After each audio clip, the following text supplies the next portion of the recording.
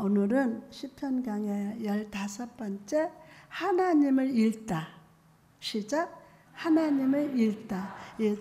책을 읽듯이 우리가 하나님을 읽다. 할렐루야. 여름이 그 마지막 여운을 남기면서 뜨거운 입김을 내뿜고 있는 이날, 목마른 사슴과 같이 영혼의 갈급함을 채우기 위해서 실만한 물가에 나온 여러분을 주님의 이름으로 축복합니다. 오늘 이 말씀 속에서 목자 되신 주님을 만나고 예비하신 은혜의 생수를 마시면서 주 안에서 안식과 편안을 누리시기를 주님의 이름으로 축원합니다. 아멘. 어떤 부부가 서로의 성격 차이를 이기지 못해서 이혼하기로 했습니다. 함께 쓰던 살림을 반으로 나누고 있던 중에 마지막에 하나 남은 곳이 있었습니다. 몇 년 전 세상을 떠난 아들의 일기장이었어요. 남편과 아내는 서로가 자기가 가지겠다고 막 싸웠습니다. 내가 가지러 갈 거야. 막 싸워요. 그러다가 일기장을 딱 펴봤습니다. 일기장 속에는 이런 말이 쓰여져 있습니다. 아빠 사랑해요. 엄마 사랑해요. 근데 아빠, 엄마 싸우지 마세요. 죽은 아들의 일기장에서 아빠 사랑해요. 엄마 사랑해요. 아빠, 엄마 싸우지 마세요. 여러분, 짧은 몇 마디의 말이지만 우리는 부모를 향한 아들의 애틋한 사랑을 느낄 수 있습니다. 남편과 아내는 눈물을 흘리면서 딱 마주 보았어요. 그리고 우리 아들 소원 들어주자 라고 다시 화해했다고 합니다. 오늘 우리가 본문 말씀은 다윗이 그의 인생 말년에 자신의 삶을 다 돌아보면서 그가 삶 속에서 만나고 경험했던 하나님에 대한 고백이 쓰여져 있었습니다. 이 다윗의 고백 속에서 우리는 긴 코로나의 시대를 살아가면서 하나님과 나와의 사이가 어색해지고 믿음이 연약해진 자들을 향한 성령 하나님의 따스한 위로의 음성을 들을 수가 있습니다. 그럼 다윗의 인생 일기장 속에 쓰여진 하나님은 어떤 분이십니까? 첫 번째로 그는 승리케 하시는 하나님이십니다. 승리케 하시는 하나님. 본문 29절에 보니까 내가 주를 의뢰하고 적군을 향해 달리며 내 하나님을 의지하고 담을 뛰어넘나이다. 뭐를 뛰어넘나이다? 담을 뛰어넘나이다. 본문 시편 앞부분에서 시인은 내가 사망의 줄에 얽혀있고 불의의 창수로 인해서 공포에 질려 있다고 고백을 합니다. 음부의 줄, 사망의 올무에 매서 고통받는 무기력한 상황에 처해 있었습니다. 원래 사람들은요, 자기보다 강한 대상 앞에서 기가 죽고 함부로 행동하지 못합니다. 그런데 그랬던 그가 갑자기 대적을 물리칠 뿐만 아니라 오히려 적진을 향해서 막 달려가서 성벽을 뛰어넘는 자가 되었었을까요? 와, 담대 막 뛰어가서 담을 딱 뛰어넘는 자가 되었어요. 바로 주의 사랑받는 자녀를 보았으며 지키시는 하나님, 세상에 감당 못할 힘과 용기를 공급하시는 전능하신 하나님이 함께 하셨기 때문입니다. 다윗이 골리앗과 싸울 때를 한번 떠올려 보십시오. 큰 키와 최신 무기로 무장한 거인 골리앗을 겁내지 않았어요. 오히려 빨리 달려가서 그를 무찔렀습니다. 무찔렀어요. 그것은 자신의 능력이나 군사력에 의지한 승리가 아니었습니다. 다만 이스라엘 군대의 하나님, 만군의 여호와가 나와 함께 하시고, 여러분, 하나님은 누구 아버지예요? 나의 아버지야. 하나님은 나의 아버지. 다만 이스라엘 군대의 하나님, 만군의 여호와가 나와 함께 하시고, 그 하나님이 나를 대신해서 싸우실 것이라는 분명한 믿음으로 승리한 것임을 믿으시기를 바랍니다. 사무엘상 17장 45절에서 46절 보니까 너는 칼과 창과 단창으로 내게 나오거니와 나는 만군의 여호와 이름을 고운 네가 모욕하는 이스라엘 군대의 하나님의 이름으로 내게 나아가노라. 오늘 여호와께서 너를 내 손에 넘기시리라. 할렐루야. 아멘. 여러분, 삶을 가늠하건 불가능의 여리고 앞에서 두려우십니까? 오늘 하나님을 의뢰합시다. 하나님을 믿읍시다. 하나님이 주시는 능력을 사모합시다. 어제까지 나를 힘들게 하고 두렵게 하던 문제들이 하나님 앞에서는 아무것도 아님을 깨닫게 됩니다. 아무것도 아닌 것을. 사망의 골짜기를 지나고 보니까 세상에 아무것도 두렵지 않아. 또한 내가 달린다 라는 단어와 뛰어넘는다 라는 단어의 시제를 한번 주목해 보십시오. 이 두 단어 모두 미완료형으로 쓰여져 있어요. 미완료형으로 쓰여져 있어요. 이 말은 어제 나를 승리케 하신 하나님, 오늘 또 승리케 하시고 다가올 미래에도 여호와 하나님께서 나와 함께 하시고 그 오른손으로 붙들어 주신다면 앞으로의 삶 속에 나타날 어떤 고난과 불가능과 사단의 장애물이라도 능히 넘어갈 수 있다라고 선포하라는 거예요. 중남미 국가 과테말라에 사는 원주민들은요, 사용하고 남은 1000조각으로 걱정 인형을 만든다고 합니다. 무슨 인형이요? 걱정 인형을 만든대요.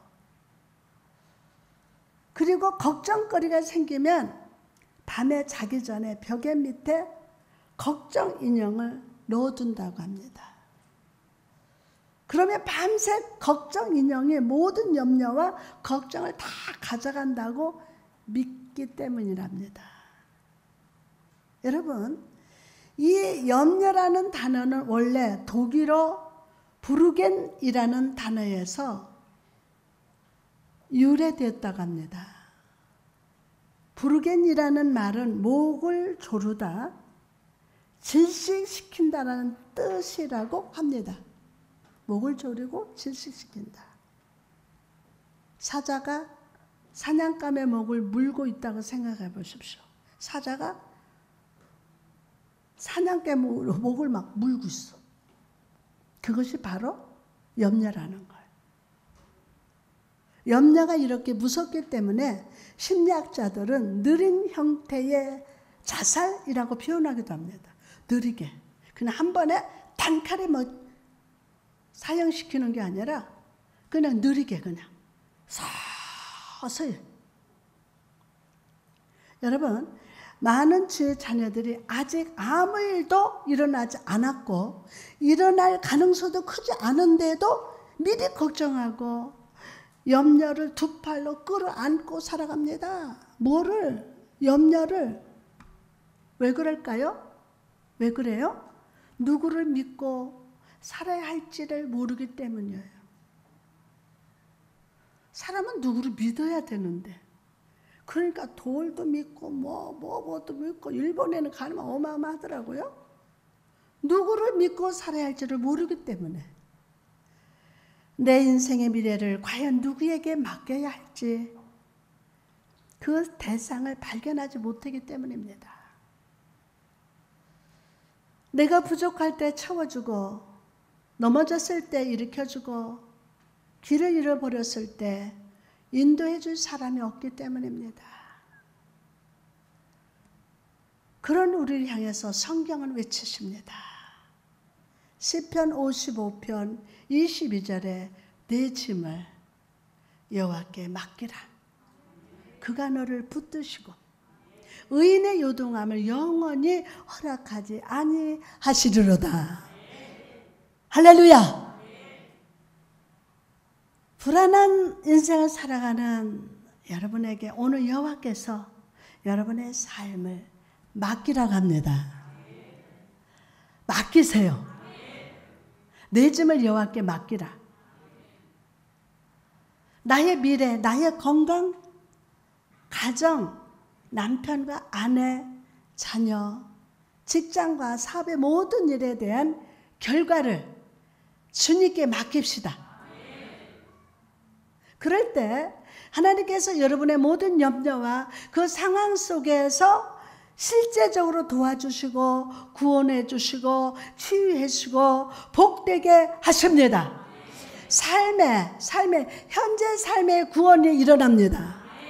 삶의 구원. 다니엘의 세 친구를 보시기 바랍니다. 느부갓네살 왕이 금신상을 세우고 절하라고 했을 때 그 세 사람만 절하기를 딱 거절했어요. 금신상에 절하기를 거절한다면 뜨거운 풀무불에 던져져 죽음을 당할 것이라고 했습니다. 절을 안 하면.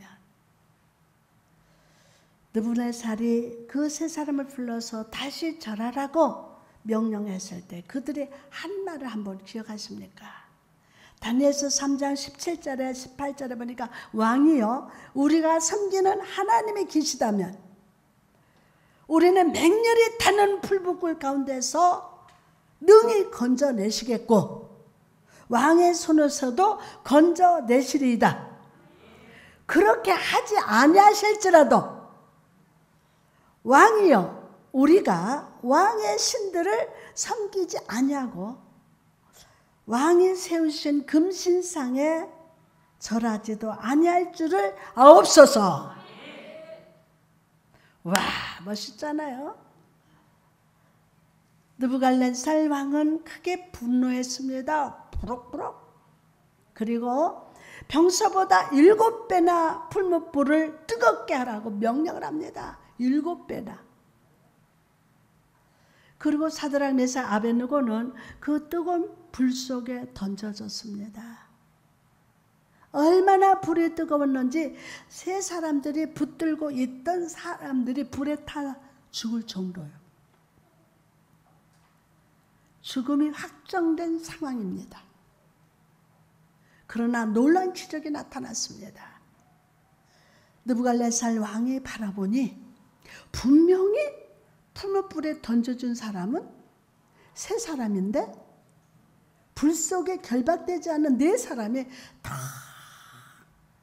걸어다니고 있는 것이에요. 세 사람을 던졌는데 네 사람이. 왕의 눈에 이렇게 보는 거야. 깜짝 놀란 왕이 세 사람을 다시 불 밖으로 불러냈을 때 그들을 해하지 못했고 머리카락 하나도 그을지 않은 것을 보았습니다. 할렐루야! 심지어 불탄 냄새도 나잖아. 이 놀라운 구원의 역사 불 속에서도 건져내시는 하나님을 느부갓네살은 이렇게 찬양합니다. 다니엘 3장 28절에 이르시되 사드락과 메삭과 아벳느고의 하나님을 찬송할지로다.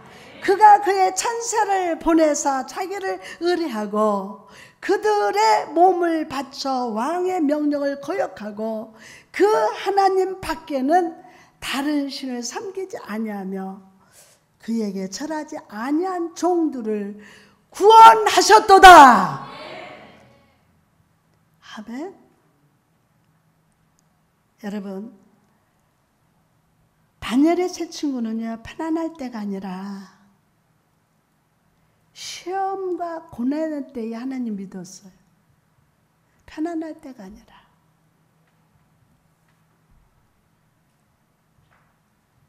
그리 아니하실지라도 주를 향한 믿음, 주를 향한 사랑을 순수하게 지키겠다고 결심을 했어요.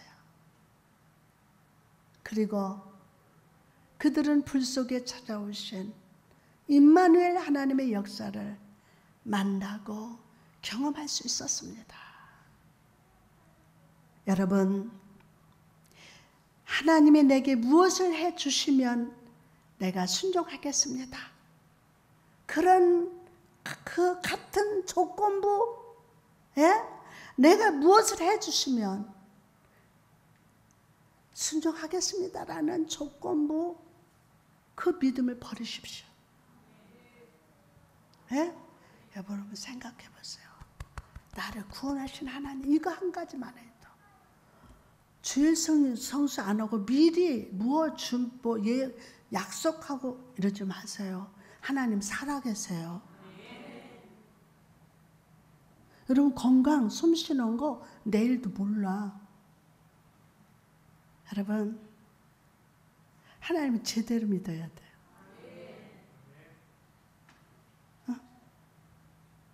생명 걸고 예배합시다. 생명 걸고. 그리 아니하실지라도 나는 주의 말씀을 믿습니다 라는 순수한 믿음으로 시험의 날에 응답하십시오. 그럴 때 시험의 불 속에 나를 구원하시려고 찾아오시는 하나님의 임재를 삶 속에서 경험하게 될 줄 믿습니다. 자, 다음으로 다윗의 인생 일기장 속에 쓰여진 하나님은 어떤 분이 되십니까? 두 번째로 그는 순수한 말씀이신 하나님이십니다.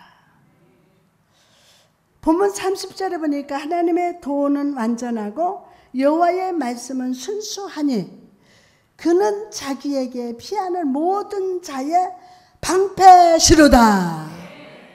아멘. 다윗의 인생 일기장 속에서 그는 하나님의 도에 대해서 말합니다. 하나님의 도. 이것은 그의 평생에 함께하신 바로 그 하나님을 의미합니다. 하나님. 하나님 누구 아버지? 나의 아버지. 나의 아버지. 그의 평생에 함께하신 바로 그 하나님을 의미합니다. 보잘것없던 목동이었던 다윗을 택하신 그 하나님. 사울의 의혹과 이방 족속의 침략으로부터 구원하신 그 하나님. 자신의 인생길에 향하신 모든 일을 완성되게 하신 그 하나님의 길은 완전하다. 믿습니까? 그 길은 약속을 이루시기 위해서 하나님의 끝까지 동행하신 길입니다. 여기까지 인도하신 하나님의 동행하신 길. 아멘. 내가 연약하여 도중에 쓰러질지라도 다시 일으키셔서 결국 목적까지 인도하시는 완전한 길임을 믿으시기 바랍니다. 또한 다윗이 경험한 하나님의 말씀은 순수했습니다. 여호와의 말씀은 순수하니 여러분, 순수하다는 말은 금을 재련하는 사람이 순도를 높이기 위해서 금을 여러 번 어디에다가 용광로에 집어넣어서 얻어낸 순수한 금을 상징합니다. 다윗은 그의 삶을 돌아보면서 하나님의 말씀이 정말로 진실한지를 시험을 겪었어요. 그러나 그때마다 하나님의 말씀은 순수하고 신실하다는 사실이 입증됐습니다. 여러분, 세상 소리, 사람의 소리는 처음에 들으면 진실될 것 같으나 나중에 지나고 보면 그 말이 거짓이요 잘못된 것으로 판명될 때가 많습니다. 그러나 다윗이 경험한 하나님의 말씀은 용광로에서 깨끗이 정련된 금처럼 어떤 거짓도 없이 아주 진실하고 믿을만 했다는 것입니다. 믿을만 했다. 여러분, 이 세상을 살아가던 믿음의 그 선배들은요, 하나님의 말씀 때문에 실망하거나 속임을 당한 적이 없습니다. 모든 말씀이 완전하고 그 약속이 완전하게 지켜지는 것을 삶으로 목격하면서 살았습니다. 노아를 보십시오. 홍수로 세상을 심판한 것이니 산후의 방주를 지으라는 하나님의 말씀을 믿었어요. 하루 이틀이 아니라 무려 120년 동안이나 그 말씀을 믿고 순종했습니다. 이게 말이 그렇지 생각해봐요. 120년 동안을 그것도 산 꼭대기에다가 비 한 방울 안 오는데. 그런데 하나님 말씀을 믿고 순종했어요. 노아가. 놀래지도 않은 뭐 당연하지 뭐. 그리고 노아는 그 말씀이 진실함을 세상이 물에 잠기고 방주 안에서 구원받았을 때 실감했어요. 여러분, 아브라함 어떻습니까? 내가 너를 복되게 하리라 라는 말씀을 믿고 본토 친척 아비 집을 떠났더니 정말로 이삭을 낳고 이스라엘 민족의 믿음의 조상이 됐습니다. 여러분, 저는 여러분이 이 세상에 썩어질 소문과 사람의 말을 붙들던 것을 멈추고, 아멘 안 해? 멈추고, 아멘. 하나님의 말씀을 여러분의 심령 깊숙한 곳에 보석처럼 간직할 수 있기 바랍니다. 하나님의 말씀 보석. 여러분, 하나님의 보배라고 했어요. 아주 소중하대요. 그러니 여러분도 하나님의 말씀을 여러분의 심령 깊숙한 곳에 뭐같이 보석처럼 간직하세요. 하나님이 나를 믿어주시는 것처럼. 세상에요, 하나님이 정말 믿어주더라니까요. 하나님은 여러분을 다 믿어줘요. 하나님이 여러분을 믿어주는 것처럼 여러분도 약속의 말씀이 진실함을 믿으며 살아가십시오. 약속의 말씀은 진실하다, 순수하다. 그 말씀을 여러분 마음 깊숙한 곳에 보석처럼 간직하고 그리고 그 말씀대로 이루어진다. C.S. 루이스의 책을 보면요, 이런 이야기가 나옵니다. 어떤 늙은 신사가 도서관에서 기독교 서적을 우연히 손에 잡고 읽었습니다. 책을 읽으면서 믿음에 대한 관심이 마음속에서 막 일어나려고 합니다. 이렇게 꿈틀꿈틀 하는 거예요. 그 순간 시계를 보니까 때마침 점심시간에 다가왔어요. 12시가 다가왔네? 에이, 밥이나 먹고 생각하지 뭐. 밥이나 먹자. 그리고 생각하자. 식사를 하다 보니 그의 생각은 다시 오후 시간에 해야 할 일들로 분주해졌습니다. 그리고 방금 전에 가졌던 믿음에 대한 관심이 금세 사라졌어요. 그리고 그런 모습을 마귀는 그의 뒤에서 막 미소 지으면서 바라보았다는 것입니다. 미소 지으면서. 여러분, 오늘 할 일 오늘 해야 돼요. 오늘 은혜 받아야 돼요. 오늘 꽃이 없는 나무 내일에 열매가 없어요. 오늘 이 시간 은혜 받고 믿음을 가져야 돼요. 미루지 마세요. 사단이는요, 여러분 곁에 항상 있어요. 항상. 영적 전쟁은요, 우리가 편안한 침대에 누워 잘 때도 있어요. 오만 가지 생각을 집어넣어줘요. 잠을 못 자게 합니다. 한숨 짓고 불평하고 원망하고. 그때요 막 얘들이 좋아서 박수 쳐요. 그 미소 짓는 게요, 아이고 얄궂어요. 응?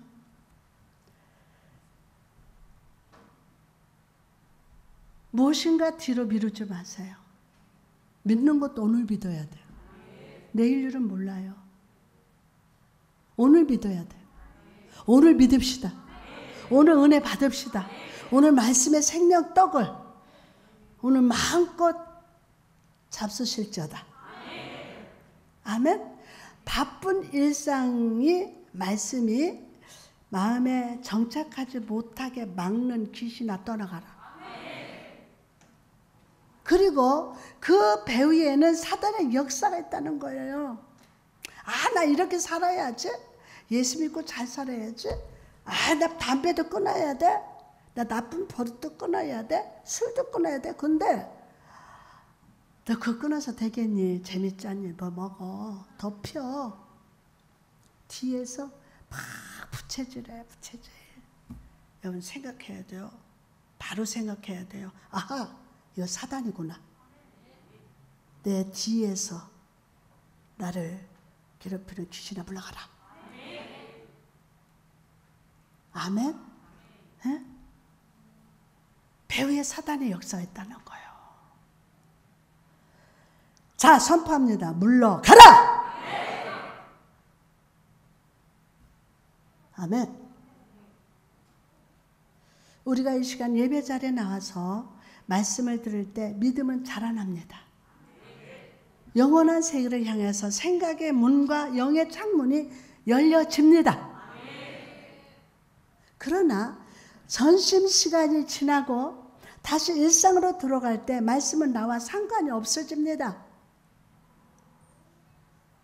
이 시간 성도의 삶 속에 숨어서 말씀에 집중하지 못하게 한 사단은 물러가라. 사라져라. 누가복음 8장에 보니까 씨 뿌리는 비유에서 예수님은 옥토밭과 같은 심령에 대해서 이렇게 설명해 주고 있습니다. 누가복음 8장 15절에 좋은 땅에 있다는 것은 착하고 좋은 마음으로 말씀을 듣고 지키어 인내를 결실하는 자니라. 많은 사람들이 하나님의 말씀을 들어도 열매 맺지 못합니다. 믿음이 자라지 못합니다. 왜 그렇습니까? 말씀을 지키고 인내하지 못하기 때문입니다. 말씀을 왜 듣습니까? 귀를 만족시키기 위함이 아닙니다. 지키기 위함입니다. 그대로 살기 위해서 듣습니다. 단 한 번 듣고 순종하는 수준이 아니라 순종으로 물을 채우되 아구가 차기까지 채우는 것이 아멘. 바로 옥토 같은 믿음 30배, 60배, 100배 열매 맺는 성도임을 믿으시기 바랍니다. 아구까지 내 마음의 항아리에 지금 여러분 채워지고 있어요. 조금 채워졌다가 무시하지 말아요. 또 말씀 받으면 또 채워지고 또 채워지고 그래서 아구까지 채워지는 거예요. 그래서 극상품이 이제 포도주가 되는 거야. 그래서 인생이 만나게 사는 거야. 그러면 성경은 아브라함을 가리켜서 복의 근원이라고 말합니다. 모든 사람을 복되게 하는 복의 뿌리, 복의 원천이라는 거예요.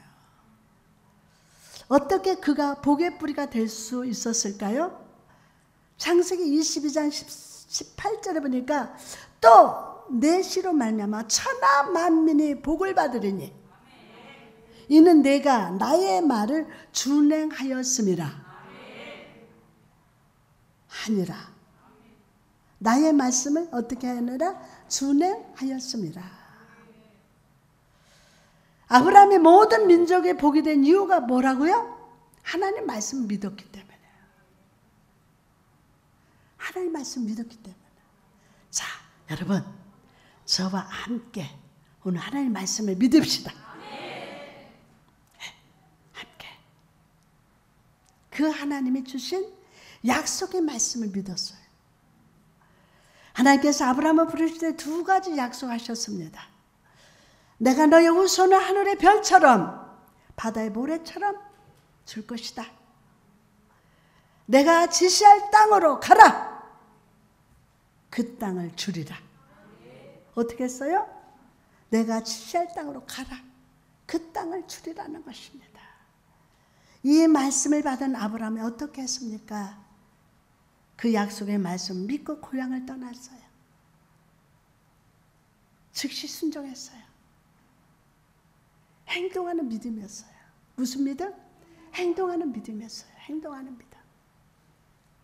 주님이 가라고 하시는 땅이 어딘지도 몰랐습니다. 여러분, 하나님 말씀 즉시 머뭇거리지 말고 할렐루야. 그러면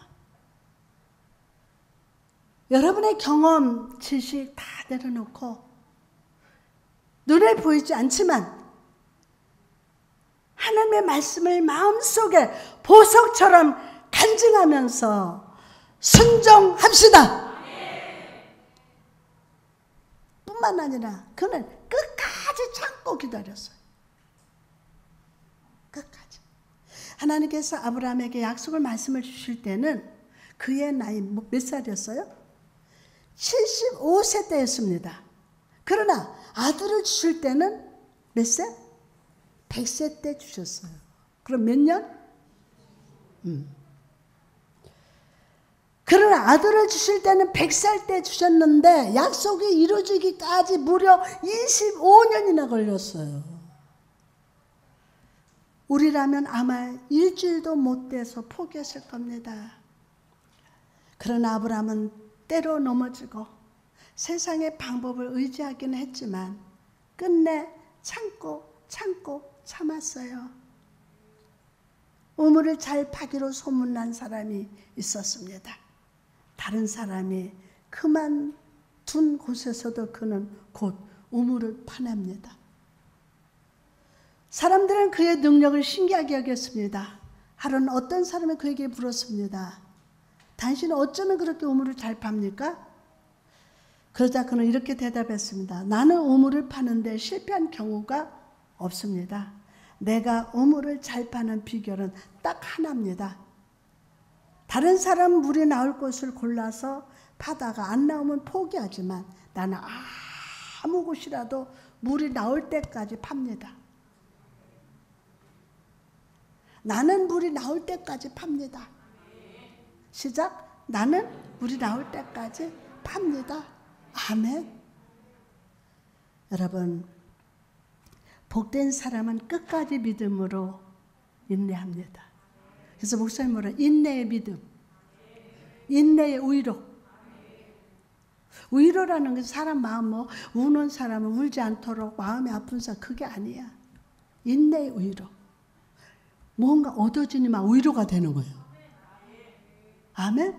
응답의 우물이 터질 때까지 기도로 파고 감사로 파고 찬양으로 팝니다.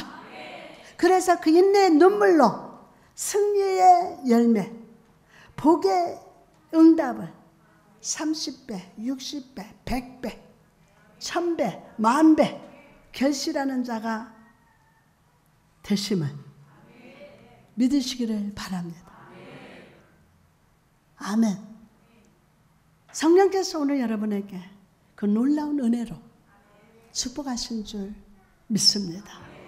아멘.